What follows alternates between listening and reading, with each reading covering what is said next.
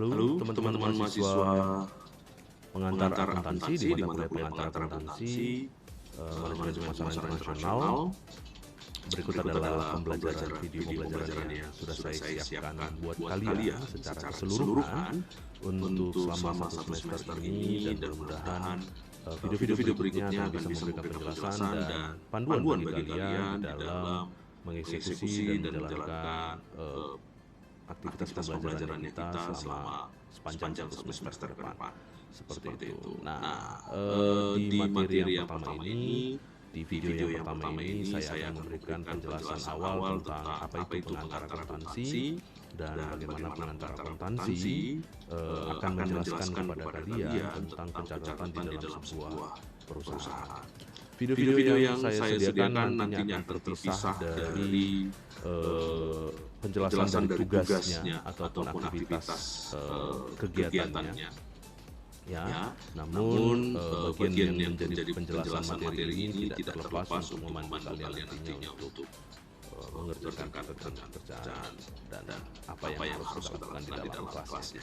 Seperti itu teman-teman sekalian. Nah, mudah-mudahan pengantar yang baik untuk kalian bisa kalian terima melalui video pembelajaran ini sehingga dapat diulang terus-menerus untuk memberikan penjelasan yang lebih baik lagi untuk kalian nantinya. Seperti itu. Baik.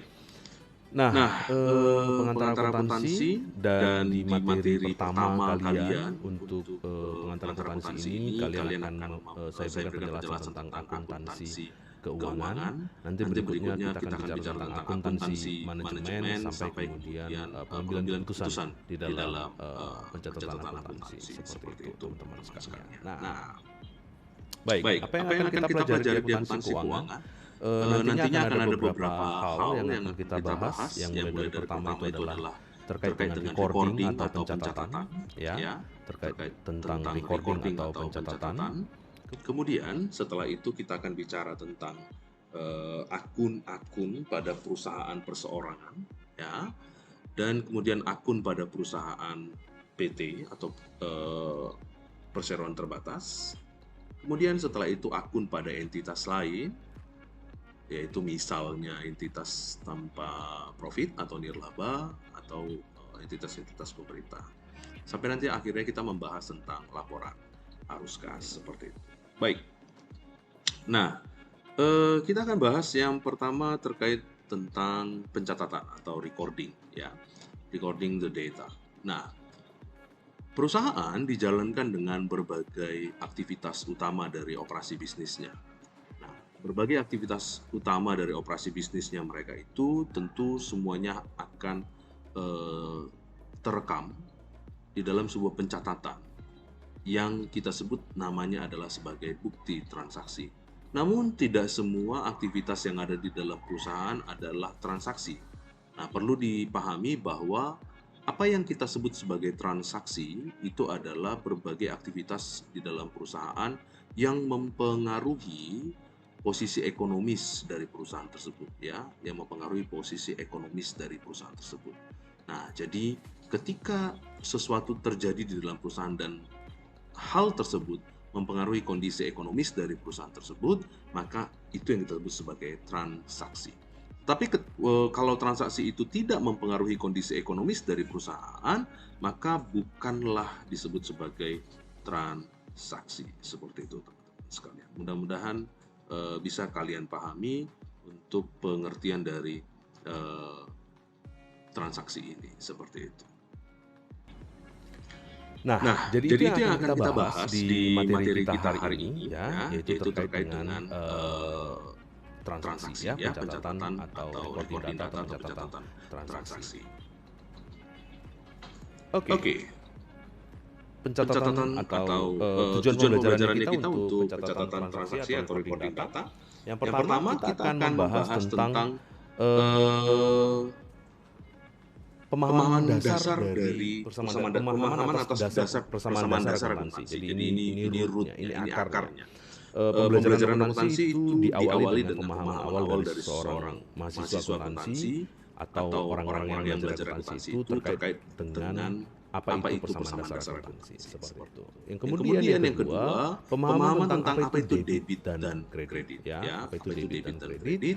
Kemudian menuliskan akun sederhana pada buku besar, membuat neraca saldo, sampai kemudian mengidentifikasi apa 6 kesalahan yang mungkin ada dalam neraca saldo, sehingga neraca saldo bukanlah sesuatu yang bisa kita gunakan sebagai laporan langsung kepada para stakeholder, tetapi hanya bagian awal yang akan membawa para akuntan menyajikan laporan keuangan yang harus mereka sajikan kepada para stakeholder, seperti itu, ya. Baik. Nah, persamaan dasar akuntansi. Apa yang membuat persamaan dasar akuntansi menjadi penting? Karena berdasarkan berbagai sejarah dan hal yang dilalui dalam proses pengembangan ilmu akuntansi atau pendekatan akuntansi, itu yang kita sebut sebagai double entry bookkeeping. Nah, cara sederhananya coba kita ilustrasikan misalnya kalau kamu meminjam sejumlah uang, ya. Jadi contoh sederhananya itu adalah tentang meminjam uang. Nah, kalau kamu misalnya ada dua orang, A dan B. Si A meminjam uang kepada si B, maka si A akan mencatat bahwa atau merekam bahwa dia mengeluarkan sejumlah uang yang dia pinjamkan kepada si B di satu sisi. Nah, di sisi yang lain dia juga akan mencatat atau merekam bahwa si B punya hutang kepada diri dia. Nah, artinya itu yang kita sebut sebagai double entry bookkeeping. Demikian juga kepada si B. Ketika B menerima uang, maka dia merekam di dalam diri dia bahwa dia sudah menerima sejumlah uang daripada si A, tetapi sekaligus juga di sisi lain merekam bahwa dia punya hutang atas uang yang dia terima dari si A. Nah, ini adalah cara sederhana untuk menjelaskan apa itu double entry bookkeeping atau yang kita sebut sebagai pencatatan berpasangan. Nah, ketika ada suatu transaksi yang sifatnya mengubah nilai ekonomis di dalam suatu kejadian, maka transaksi itu harus dicatat secara pencatatan berpasangan. Nah, kenapa dicatat sebagai pencatatan berpasangan? Karena untuk menjaga bahwa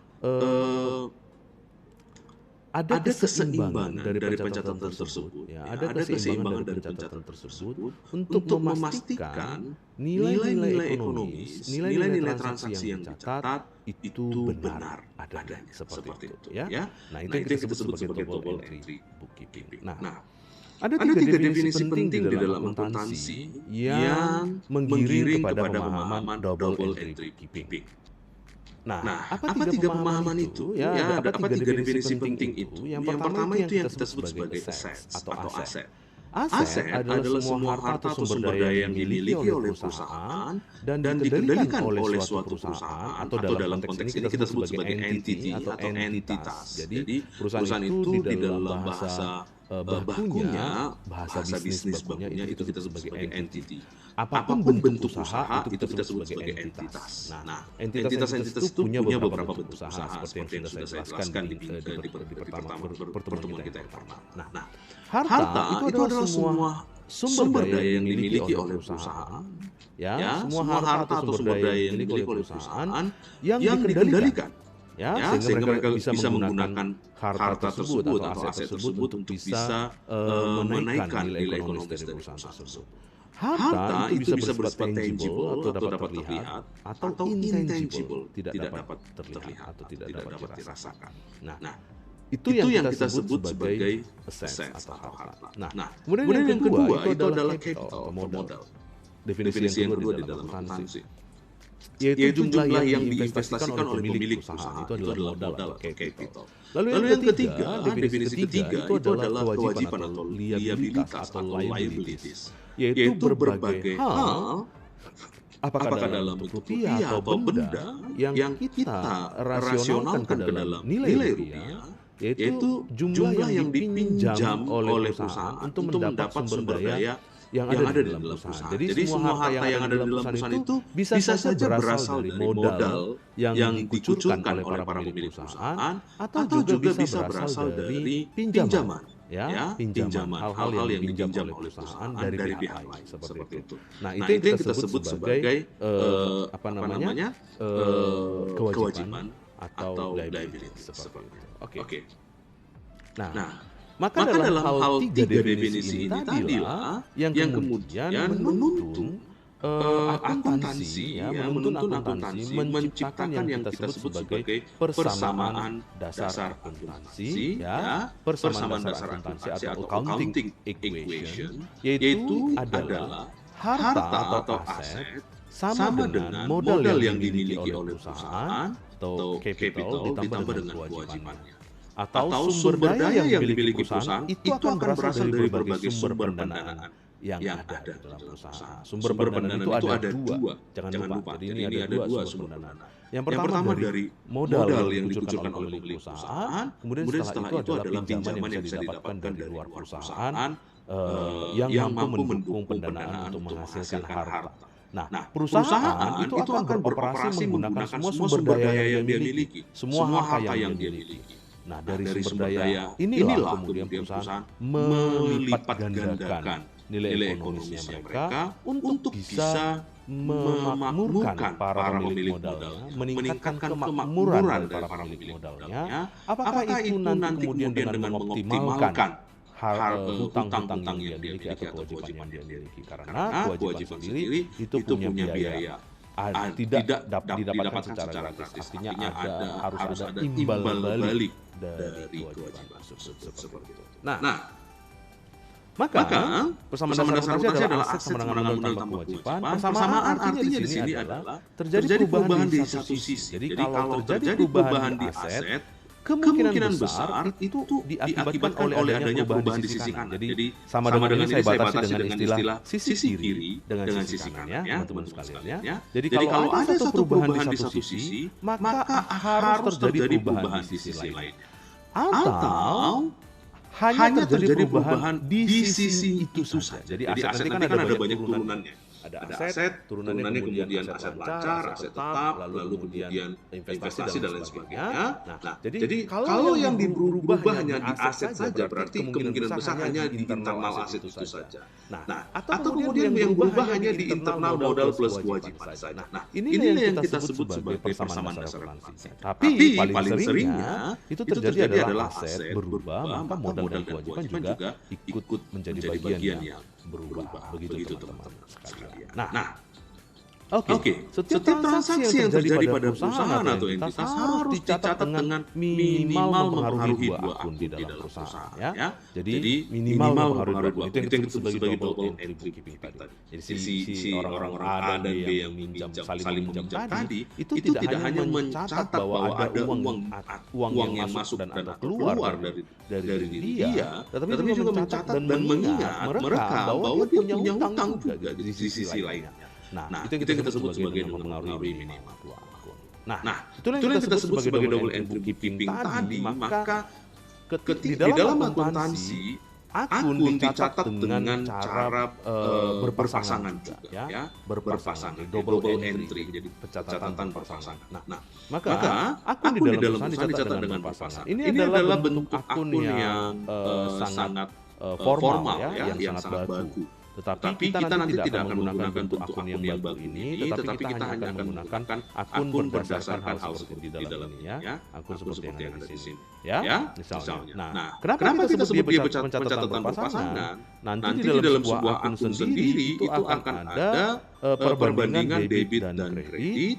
Ya, debit dan kredit. Nah, ini adalah misalnya contoh dari akun, nanti akan saya jelaskan lebih lanjut apa itu akun, tetapi kita fokus dulu kepada debit dan kredit. Nah, karena dia adalah pencatatan berpasangan, maka di akuntansi dirumuskanlah bagian dari pencatatan berpasangan atau format pencatatan berpasangan itu seperti halnya debit dan kredit. Apa itu debit? Nah, secara harfiah, debit itu meaning to receive, artinya kita sedang menerima sesuatu atau kita sedang menerima suatu nilai. Itu debit. Sedangkan kredit itu kita sedang memberi sesuatu atau kita sedang memberi suatu nilai kepada orang lain atau kepada pihak lain. Nah, itu yang kita sebut sebagai debit dan kredit. Nah, Bagaimana kita bekerja dengan akun tadi? Nah, ada 4 hal penting yang perlu diketahui tentang akun. Ya. Pertama, jenis transaksi apa yang dicatat dalam akun. Nah, itu tadi yang saya katakan. Tidak semua kejadian di dalam perusahaan itu dicatat di dalam akun. Kejadian yang dicatat dalam perusahaan yang kita sebut sebagai transaksi itu adalah kejadian yang mempengaruhi nilai ekonomis di dalam perusahaan. Nah, bagaimana kemudian kita masuk ke dalam suatu akun, ya? Bagaimana kita kemudian masuk ke dalam suatu akun? Apa yang menjadi arti dari saldo debit dan saldo kredit? Apa yang menjelaskan kemudian tentang apa yang akan terjadi di akhir periode akuntansi? Itu adalah 4 hal yang penting yang harus diketahui tentang akun seperti itu. Nah, secara teknis, akun-akun ini akan saya jelaskan kepada kalian lebih kepada penjelasan teknikal. Jadi saya nggak akan jelaskan secara teoritis di sini. Nanti setelah video ini akan ada penjelasan teknikal buat kalian untuk bisa memahami apa itu akun secara langsung. Ya. Nah, nanti kita mungkin akan menggunakan bantuan teknologi dan sebagainya untuk bisa mencatat akun-akun seperti itu. Nah, bagaimana memasukkan transaksi kepada akun? Cara kerjanya adalah dengan cara mendebit mana yang kita terima dan mengkredit mana yang kita berikan. Logikanya seperti itu. Mendebit apa yang kita terima dan mengkredit apa yang kita berikan. Nah, itu tadi ya. Debit meanings receive, sedangkan credit meanings gives seperti itu. Nah, itu tadi. Jadi apa yang kita lakukan dengan apa yang kita isi dengan di dalam sebuah akun adalah dengan cara mendebit apa yang kita terima. Misalnya hutang tadi ya, berarti hutang tadi kan bagi si A itu adalah yang dia terima apa? Janji membayar, kan itu janji membayar. Berarti yang dia terima adalah piutang. Maka dia akan catat piutang. Sedangkan yang dia berikan apa? Uang, cash, ya kan? Maka cash itu dia kredit seperti itu. Nah, demikian sebaliknya. Ketika si B kan menerima uang, maka dia mendebit cash. Yang didebitnya adalah cash. Sedangkan yang dikreditnya apa? Dia memberikan janji membayar. Maka dia akan mengkredit utang seperti itu. Ya? Nah, begitu cara kerjanya. Nanti akan lebih jelas kalau saya jelaskan di contoh teknis, teman-teman sekalian.